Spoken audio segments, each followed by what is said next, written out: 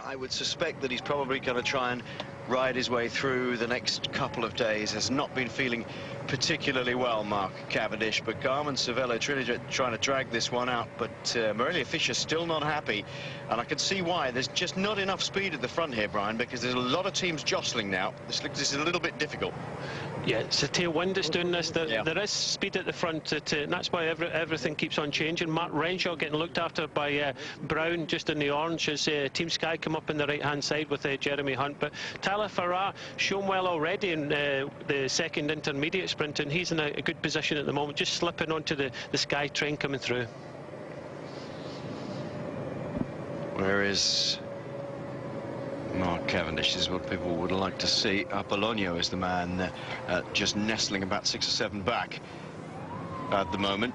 Liquigas been right in the middle. They're in a sort of sandwich between the Green Edge team and Sky. 1 kilometre to go, and it's very scrappy at the moment. They're all a bit all over the place, but see how everybody's strung out behind here. No real Omega Pharma quick step riders up towards the front that we can see at the moment. Green Edge working here. 2 Liquigas riders in this train. Let's have a good look back now. It's Tom Boonen who's driving for the line now. 150 metres to go. Boonen pushing hard with Husoft in his wheel, is it? Boonen takes the first stage. Looked like Boonen to me. We only caught the front of the shot for just a little bit, but certainly his sort of style, big, powerful drive towards the line. And there we are. Tom Boonen takes the stage. He'll be very, very pleased with that. There you go. Daniel Oss not far off. We did say look out for him.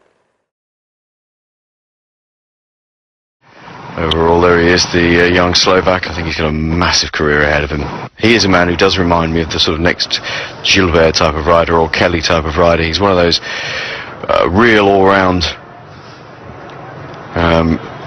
sprinter come classics men. I think he's got a big future ahead of him.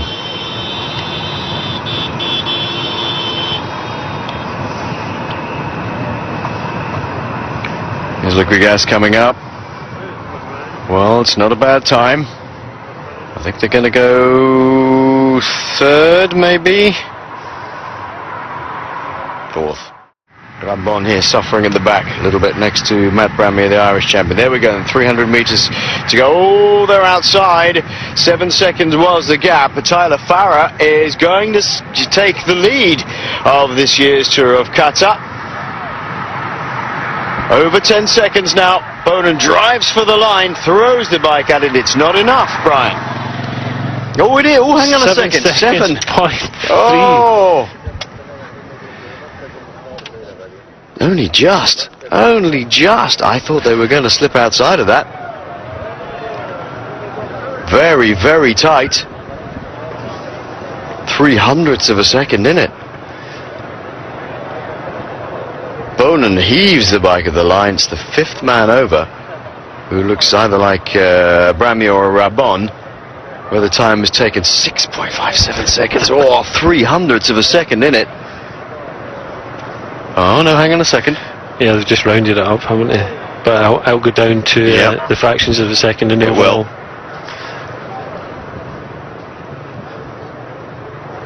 Short but hard day at the office. Yeah, absolutely. And if they sort of take the fractions of a second into it, he'll be in the leader's jersey by 0.03 of a second. But you never know. It's all about the final analysis. I'll have to wait for a little bit and do the sorting out. I think they put some effort in there. Well, Boonen really wanted it, didn't he? He was doing an awful lot of hard work there. Well, good performance there for Garmin. Am I surprised? Yeah, slightly surprised with the performance they've had. They've obviously gelled together. It's something they've trained at. You've got to remember in this team, you know, Farrar, Jack Bauer, obviously I know Jack Bauer's strong enough, Decker, Fisher, Robert Hunter, Navardaskus, Jacob Rath, Van Summeren. It's not their A-team, and they've come here and produced the goods, so hats off to Garmin.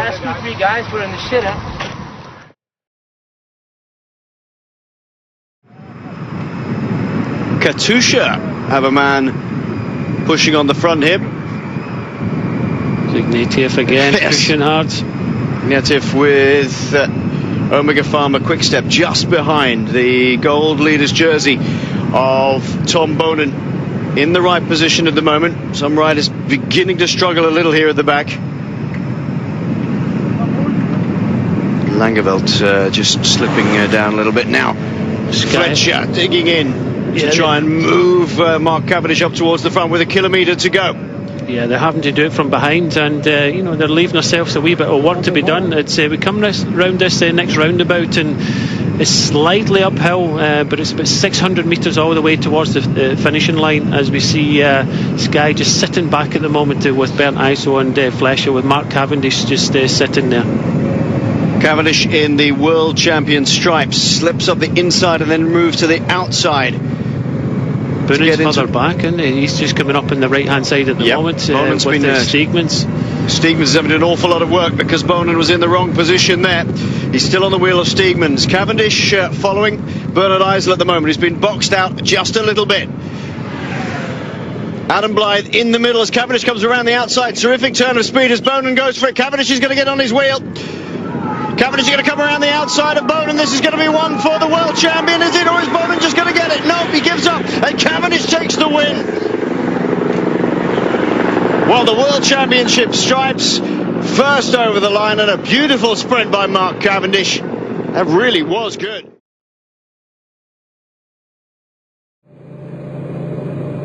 The big problem with only 2 kilometres to go for these guys is if you have had to make that effort to ride across, there's nowhere to hide because they're really flying. Well, it's down to Omega Pharma just to put the 2 riders at the front now and keep the pressure on. 2 kilometres to go, and Boonen sitting pretty at the moment. Pretty sure that Cancellara will have a go at this sprint and try and take it on, but Boonen again looking absolutely awesome here in Qatar. Of this group, there is really only Cancellara, I would suggest, who can make any difference at all, because he is capable of increasing his speed constantly, and they'll all have to try and hang on. He's going to have to try and make a jump, and I would guess with about a kilometre to go, Brian. Well, he's in the wrong place at the moment. He's sitting second wheel. He should be moving over and you know, having an attack and just putting it in the right hand gutter. He's already shown that he has got the strength to be able to do that, but again, time's ticking away here. Is the wind coming slightly from the left hand side, but Boonen realises that Cancellara is the man that he has to hold, and he's the most dangerous person in this front group. Watch out for Tom Vilas here. Vilas, who's ridden across very strongly for the project team. Wanted he fall back in the white. He's got a very good kick on him in a sprint as well, and he looked comfortable enough. I mean, he's obviously hurting, but he rode across that gap, bringing another Omega Pharma rider with him. But I would be very surprised if he doesn't have something in the tank still. What's Fletcher doing? I have no idea what Fletcher's doing. That has opened up the possibilities for Cancellara, because they will be not looking at him as they go for this long push. Vilas gets on the wheel of Tom Boonen. Watch out for Fab, watch out for Fab. Here we go. Fabian Cancellara sits in the saddle, sprinting in the saddle, and now out. Boonen is trying against him. He's gone around him. Vilas on the right-hand side is going to take the fight to Boonen. Has he got anything? No, Boonen takes it easily in the end. Boonen gets the win. Vilas gets second. Cancellara third. Fletcher fourth. Well, a late challenge by Tom Vilas. Did say just look out for him. He's got a good kick. The rest of the group coming in I know we'll repeat that. We don't need to repeat that. Tyler, you're on the telly. Farah losing out on the to open up those gaps, try and kill off the the Garmin team. Hunter looks across over his right-hand shoulder to see where everybody else is teeing up. Lotto team now coming to the front on the far right-hand side. Lotto looking for perhaps Gregory Henderson to push hard. This is a real difficult finish, and now everybody's all over the road. Mark Cavendish is 1, 2, 3, 4, 5, 6, 7 back behind Denis Galimzinov and Krupas of the Green Edge team. He's moved up to 5th spot at the moment. Galimzinov is on his left-hand shoulder. Now Cavendish goes for the gap. Bowen's got a long way to come. Oh, Krupas comes across the front of him. I didn't think he was there. Cavendish takes it the hard way by going a long way out, but he makes sure he's safe by this time. Can anybody get on his wheel? Nobody. Absolutely nobody. Mark Cavendish saw the gap open up on his left-hand side, about 450 metres out, took it and just went through each gap, just checking his pace and accelerating, making sure he was safe. Boonen well out of it by this point. Moving to the final stages here. Tom Boonen's come from nowhere. Oh, it's a big crash. Cavendish has gone down. Mark Cavendish has gone down. Touch of wheels and it's gone down, and this time it's Demar. Yeah, looks like Demar has come through for Francis de Jeux. Galimzinov in 2nd and Renshaw in 3rd, but that was a very scrappy finish. And Mark Cavendish, quick touch of wheels and down he goes. Nobody else goes down with him. Ian Stannard waits, Jeremy Hunt waits, and it's Bernie Eisel checking him over. Seems to be okay.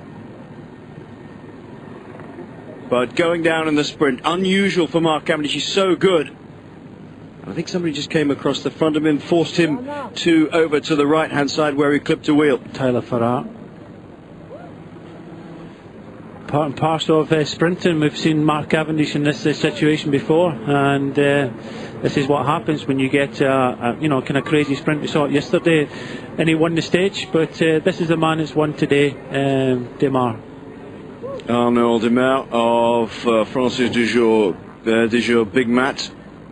Phil Sheehan in the background is the man taking the video footage close up. I think he's probably working for sponsors IG Markets. And Cavendish. Put your helmet on. Helmet. Well, it's the last stage, sir. He's not. I think he's just going to try and get there if he can.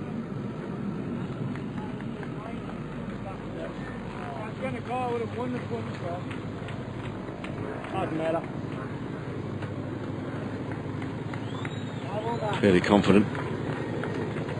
Thinks he could have won the sprint today. And just catching a wheel. Here we go, let's have a look at it. Now you can see how scrappy it was here.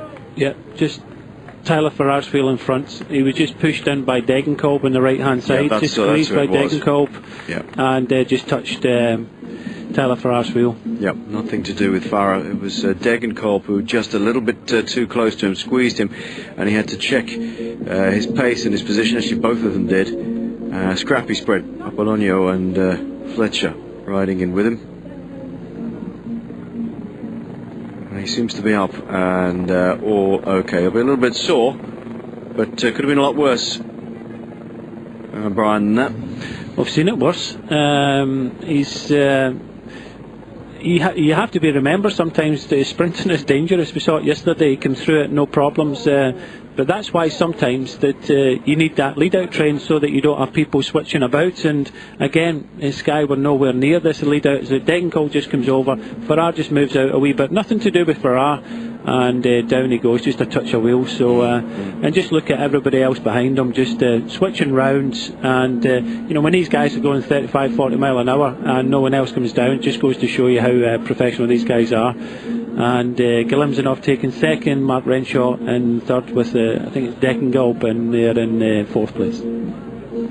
good positioning by Demar. Managed to get his way through. He's at the front and avoiding everything, and everything else a little checked. Renshaw 3rd, Roger Kluger it was. Oh. Yeah, well there you go. Kluger, a very experienced rider. Christoph, the Norwegian. Katusha, Tyler Farrar, Daniel Oss, Alan Davis, Aaron Kemps and De Bourchier round out the top 10.